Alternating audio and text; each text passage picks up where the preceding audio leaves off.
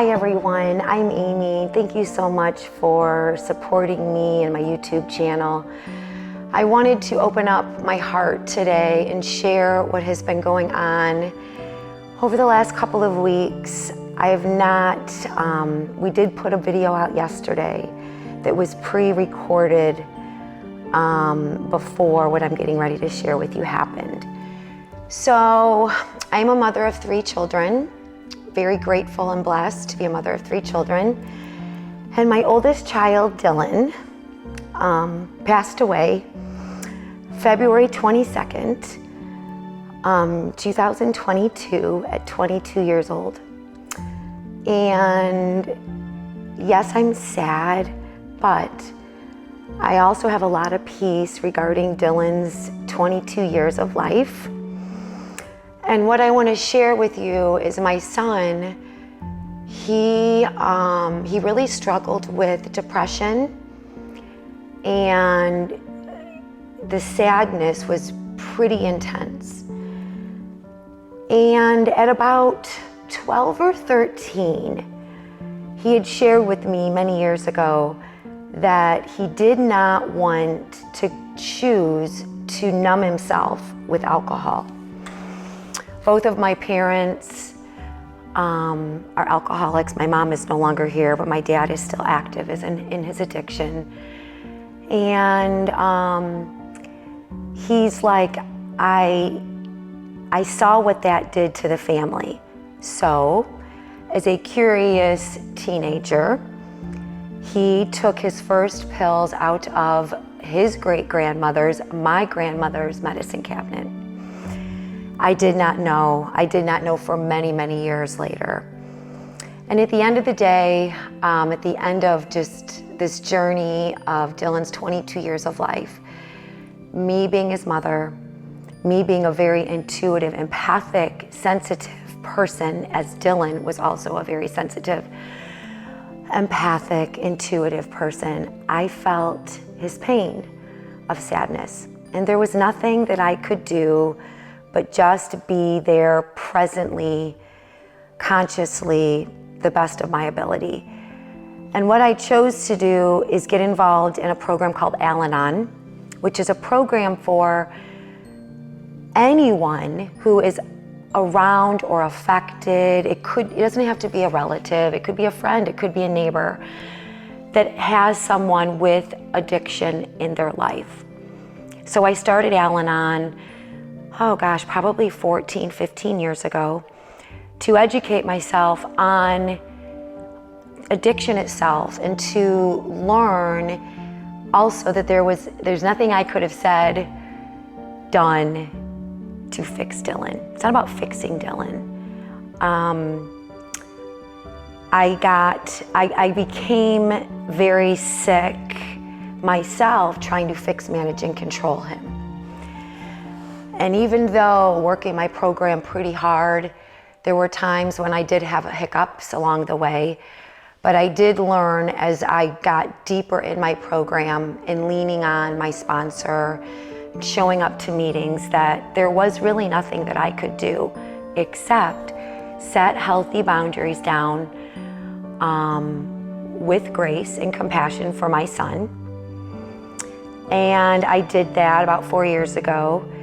And through that journey, he ended up leaving my house because I set this boundary, and he moved in with his father. And I would say that I am grateful for setting that boundary because I did have some amazing, amazing moments in those 4 years with Dylan. He still chose to smoke a lot of pot, but the pills and whatever else that he was doing, me being his mother did know that that was not happening. And I'm thinking a couple weeks before he had turned 22, which was February 7th, there was a shift in his behavior, a shift in just his being. And I knew that something's going on. And once again, I'm powerless. There was nothing I could do, say, to change any of what was going on. And my son was going to college, was working, was showing up in his day, most of the time with a smile. Extremely smart. But people would say, how's Dylan doing? And I would say, well, just because everything looked, whatever looking like on the outside looks like, that looks good. We all can have our own opinions about that. But just because he was going to college, showing up to work, smiling, doesn't mean that what was behind all of that, that he was okay.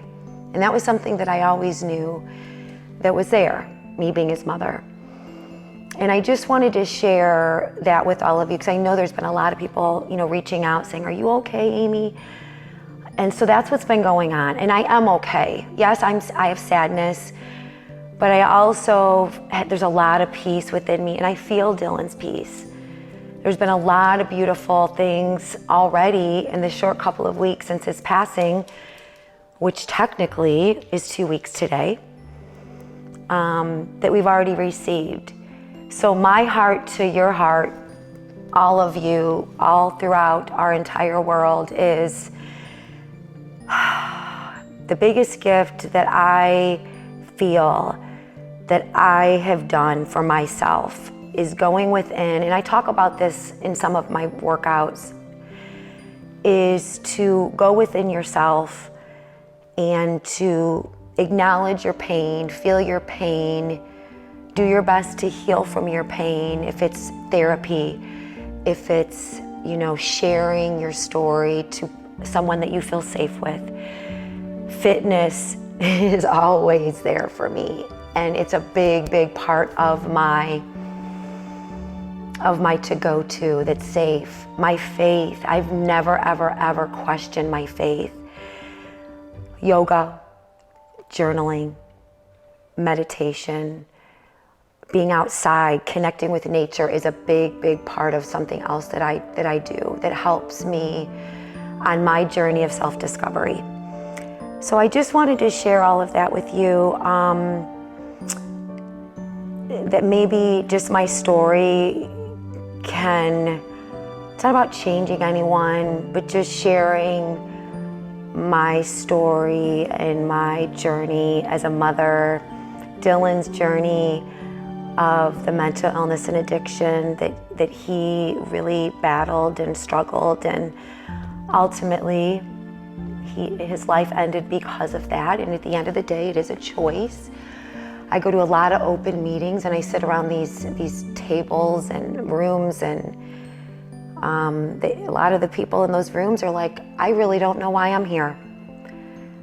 The addiction, the devil, the addiction, the disease, they really question why they're still here on earth. And I go to my faith in God. I truly feel and know I feel has a plan. So that's all I wanted to share. Filming is underway. I promise I will keep showing up. I love giving back and giving that piece of my heart of fitness. I'm very, very passionate about that, and it's helped me. It's been there for me in my 48 years of my life, and it really, really, I've never had a workout that I feel worse after I do. So my heart to your heart as always. I love you all. Have a wonderful self-care day, and I will see you soon. Bye-bye.